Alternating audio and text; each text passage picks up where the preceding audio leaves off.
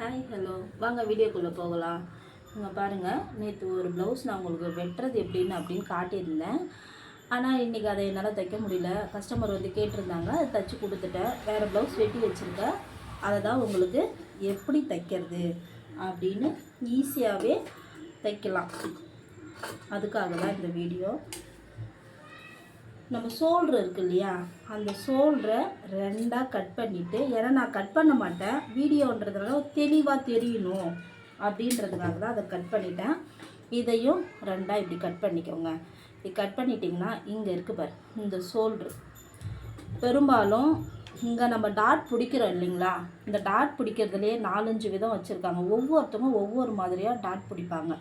ஒரு சில பேர் இப்படி 4 விரல் இப்படி வச்சு இங்கே இருக்குது இல்லைங்களா, இதை இப்படி மடக்கி இப்படி வச்சு இப்படி டாட் பிடிக்கிறவங்களும் இருக்காங்க. ஒரு சில பேர் இங்கே நம்ம அளவு ப்ளவுஸ் இருக்குது இல்லைங்களா, இந்த அளவு ப்ளவுஸை வச்சு இதில் எவ்வளோ டாட் பிடிச்சிருக்காங்க.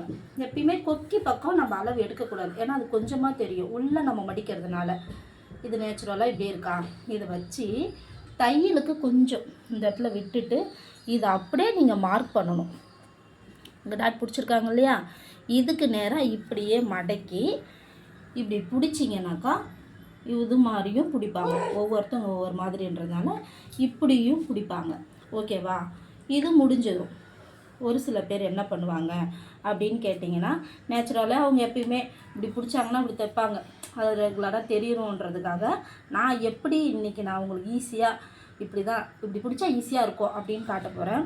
இந்த ஷோல்டர் இருக்குங்க இல்லையா, இந்த ஷோல்டரை இப்படி ரெண்டாக மடித்தோமா, இதுக்கு நேராக வருது பாருங்கள். இதுக்கு நேராக ஒரு 2.5-3 இன்ச்சு இருக்கும். இந்த 3 இன்ச்சியை வச்சு அப்படியே இந்த நேராக இங்கே பாருங்கள் இப்படி பிடிக்க போகிறோம்.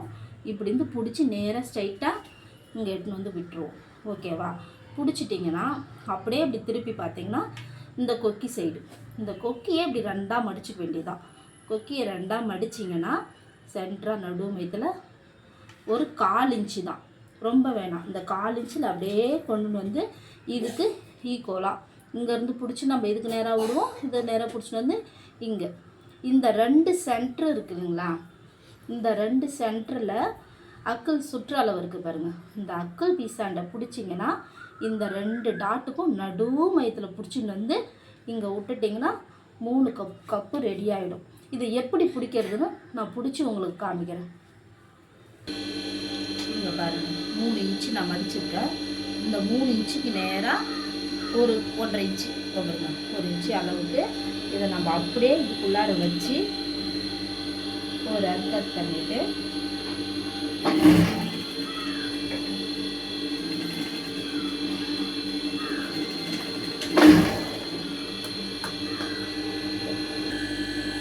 இது 1/4 இன்ச்சு இவ்வளோ பிடிச்சா போதும், ரொம்ப வேணாம். இதை அப்படியே எடுத்துகிட்டு போய் மிஷின் அண்டை வச்சுட்டு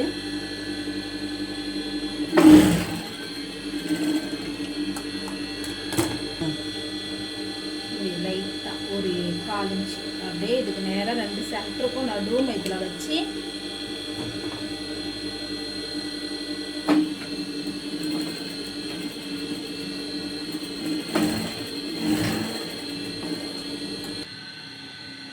அவ்வளோதான். கொஞ்சம் பாருங்கள், இப்படி தான் நம்ம கப்பை 2 பக்கமும் ஈவனாக நம்ம பிடிச்சி எடுத்துக்கணும்.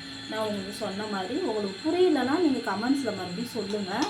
இந்த மாதிரி தான் பிடிக்கணும் உங்களுக்கும், அப்போ தான் ஸ்டெப்பாக நிற்கும். அடுத்த வீடியோவில் நீங்கள் எப்படி பட்டி பீஸ் ஏற்றுறது, அதோட கை எப்படி ஜாயின் பண்ணுறது அப்படின்றத நான் அடுத்த வீடியோவில் உங்களுக்கு தெளிவாக சொல்கிறேன். உங்களுக்கு புரியலைன்னா திரும்பவும் எனக்கு கமெண்ட் பண்ணுங்கள், ஷேர் பண்ணுங்கள், எதுவாக இருந்தாலும் சொல்லிவிட்டு சப்ஸ்கிரைப் பண்ணுங்கள். பாய்.